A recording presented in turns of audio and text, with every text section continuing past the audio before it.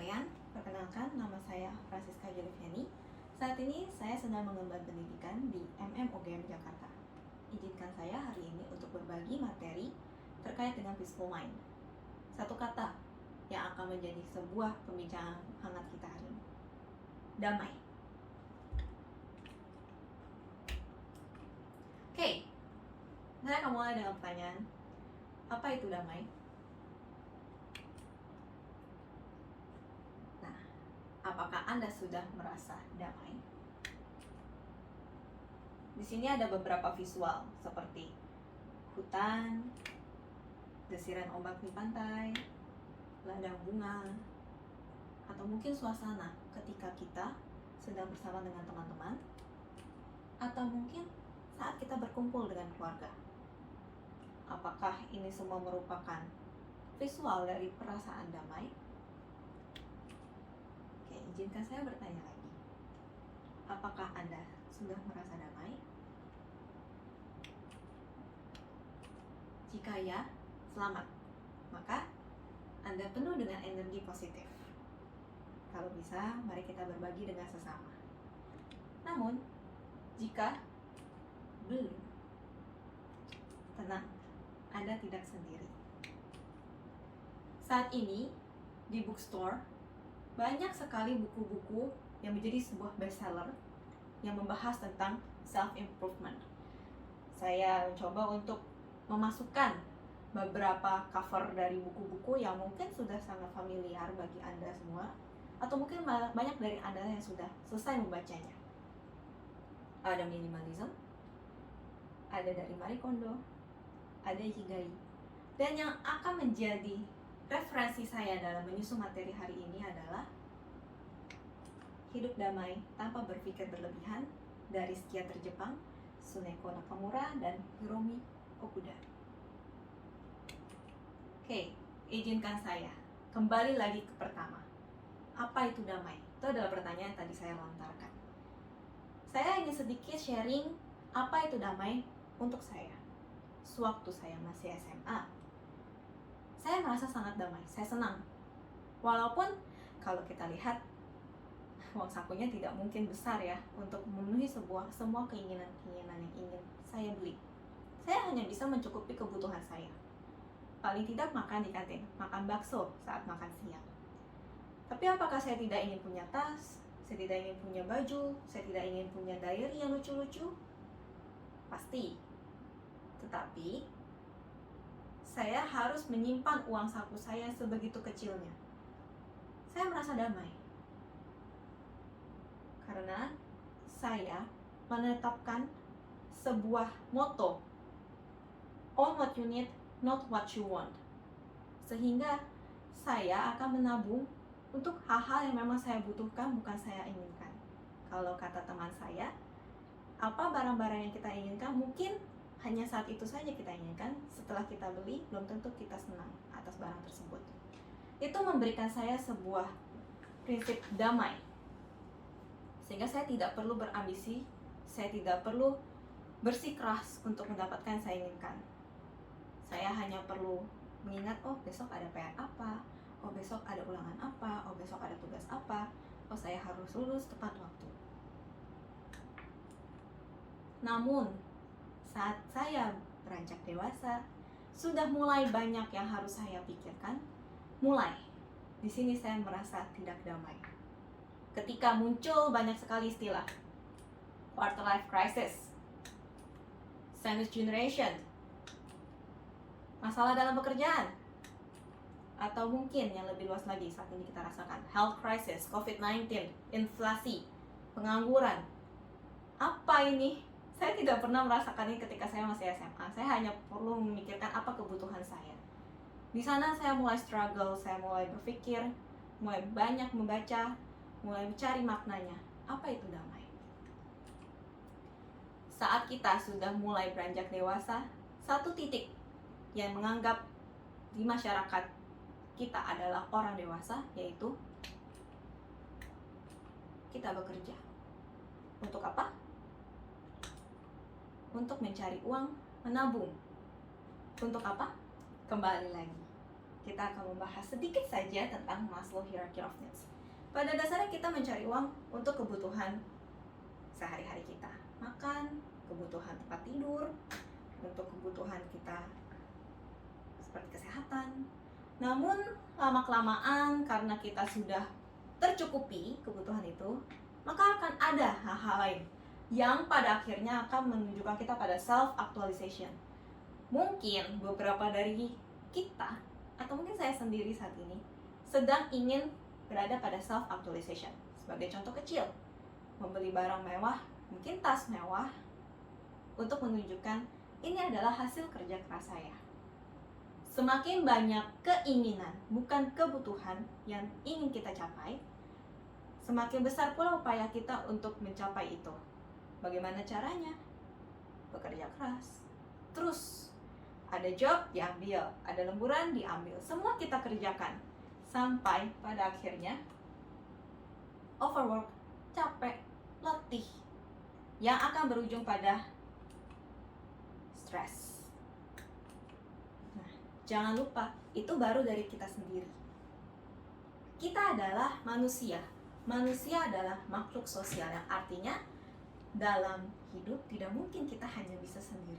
Semua aktivitas kita selalu ada orang lain. Selalu ada interaksi, hubungan sesama. Bagus kalau di dalamnya persamaan saja yang kita temukan. Bagaimana kalau dalamnya kita menemukan perbedaan? Selisih pendapat yang tanggapi negatif ini akan mengakibatkan perasaan tidak nyaman. Kok saya maunya seperti ini, dia tidak bisa penuhi. Kok saya maunya seperti itu, dia tidak bisa penuhi. Yang akhirnya akan menyebabkan demotivasi. Kalau kita bicara tentang pekerjaan, saya sudah letih, saya bekerja sampai jam 12 malam, tapi ternyata hasilnya saya tidak dipuji. Yang bahkan pada akhirnya akan membuat kata-kata saya benci pekerjaan ini. Padahal mungkin bukan pekerjaan yang membuat kita marah, tapi adalah karena relasi kita dengan orang lain yang berada dalam pekerjaan itu. Perlu kita ingat, sebagai seorang manusia banyak sekali faktor eksternal yang masuk ke dalam diri kita.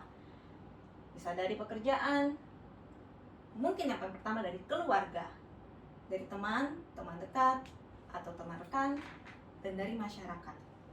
Salah satu saja memberikan efek negatif bisa membuat perasaan kita kacau, yang mungkin akan salah satunya membuat kita merasa tidak damai. Nah, saya mengutip suatu cerita dari buku yang tadi merupakan referensi saya tentang Dr. Suneko. Dr. Suneko merupakan seorang psikiater usia senior. Dia sudah bekerja menjadi psikiater mulai dari masih usia muda ketika ia masih berada dalam perang dunia sampai saat ini. Bayangkan ketika ia harus menemui perubahan sistem operasional, di mana yang tadinya dia hanya membuat catatan-catatan tangan, ia harus membuat menjadi komputerisasi. Kaget? Tentu. Pusing? Mungkin ya. Kita harus menemukan perubahan baru. Ada banyak sekali perbedaan dalam pekerjaan sehari-hari. Lalu bagaimana untuk menemukan jalan keluar supaya tetap bisa bekerja? Bersahabat dengan perubahan itu. Sikap dokter adalah mencari cara agar bagaimana caranya ia bisa menggunakan komputer. Ternyata disinilah kuncinya. Ia menggunakan komunikasi yang baik untuk bekerja sama dengan para perawat dan staf-staf muda, mengajarkan menggunakan sistem komputerisasi sederhana setidaknya untuk keperluan operasional yang harus ia lakukan. Sehingga ia bisa mengadaptasi perubahan dan masih dapat bekerja. Nah, jadi ketika kita melihat sebuah masalah, melihat sebuah perbedaan, yang perlu kita lakukan adalah mengatur cara pandang. Sehingga ini akan membawa kita pada perasaan yang lebih baik, yang mungkin akan membawa kita pada perasaan damai. Nah, mungkin saya agak sedikit mengambil dari para penggemar film Korea, My Liberation Notes. Mungkin dari rekan-rekan sekalian sudah familiar dengan wajah ini, tokoh ini yang saya ambil, aktor memerankan peran Yoon Chang Hee. Siapa dia? Dia adalah seorang pria parubaya dari 3 bersaudara. Apa yang ingin saya ambil dari cerita ini?